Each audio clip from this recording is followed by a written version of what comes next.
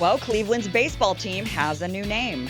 People from Cleveland are very big about watching out for each other. I think whenever you meet someone from Cleveland, it's super easy to get along with them and super easy to relate with them. So it's having a name like that kind of shows that we're all looking out for each other is a really cool name. I think it doesn't matter what background you are, where you come from. If you identify yourself as being Clevelander, whether it be hey, I'm living in Arizona, my parents are from Cleveland, I'm a Clevelander, then you can be part of the Guardians. After more than 100 years, the Cleveland Indians will be the Cleveland Guardians. The organization is moving away from its longtime Native American moniker, which critics called offensive. Robbie, do you think being the Cleveland Indians is offensive and needed to be changed?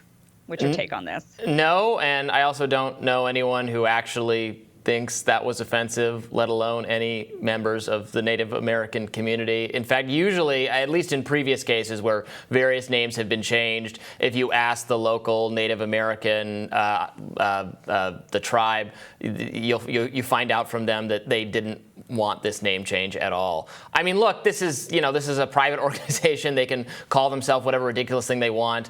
I don't really care that much, but there is something I think a little creepy might be the right word about just everything has to become so sanitized and lifeless and have no flavor or the Guardians is kind of generic. We can see this getting more and more generic over time until all we have left is Community, the TV show mocked this idea where it's just it's the Greendale human being and it's just this terrifying looking person that's just in a white bodysuit with no identifying characteristics whatsoever. Well, I actually think that the name change is a good idea. Okay. I mean, I don't think that it's I don't think it's offensive to be the Cleveland Indians. I wouldn't go that far. But unlike Redskins, for example, which I do think is more of an offensive term. But I do think that it is sort of odd to have a mascot as a group of people. So it would be odd if Cleveland came out and said, okay, we're going to change our name from Cleveland Indians and now we're going to be the Cleveland Asians. That would be strange. And I think people would kind of raise their eyebrows to that one a little bit. And so I don't really know the difference between being the Cleveland Asians or the Cleveland Indians, or even I was watching Ben Shapiro and he was talking about this and he was saying, I don't care if they call it, he was like, it would be cool if it were the Cleveland Jews. And I thought, but that would, okay, maybe it's not offensive, but it's weird. It's a strange mascot to select to say, oh, we're going to be this group of people. I think it makes more sense to be like Guardians or Warriors or even choose an animal mascot or, and this is kind of my feeling even with, we get into the Halloween costume debate that, of course, is going to be coming up this Halloween, where I do think it's somewhat offensive if you showed up to Halloween and I saw you wearing Asian, me being half Vietnamese, I see you wearing Asian garb and I say, what are you for Halloween? And they say, I'm an Asian person. I think that would be a little bit eyebrow raising rather than if they said, I'm Jackie Chan for Halloween. And I could say, oh, okay, you're being a person. You're being somebody that's, that you're wanting to, somebody relevant to some degree that you could. I do see a bit of a distinction. What I'm hearing from you is that they should have changed their name to the Cleveland Jackie Chans. Exactly. That's exactly what I meant. Of course, former President Donald Trump weighed in on this move as well. He argued that the name change erases indigenous people from the public conscience. He also had this to say. The Cleveland Indians will be changing their name, a name that was filled with history and memories. The new name will be the Cleveland Guardians, which is terrible. The Cleveland Indians, that's such a, if I were an Indian, I'd sue them Indians. I mean, what could be better?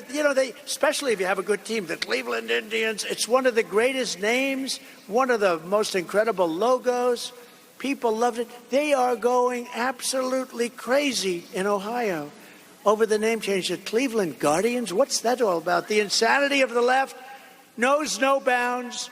And both Indians and baseball fans should be greatly insulted.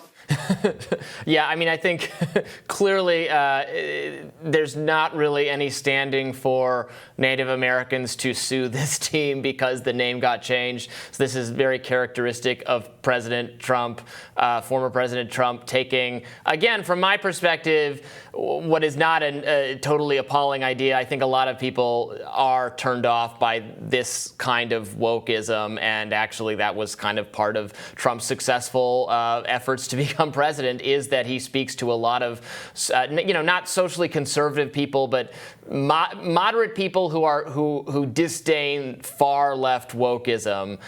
Then of course, he takes it in this much further direction. Like I think it would be very weird to consider this like the most important issue of all time, but it is somewhat emblematic of a trend toward, in my view, having to sanitize everything about our culture to comport with what a very small number of people who graduated from Oberlin College think we should all be able to say and think.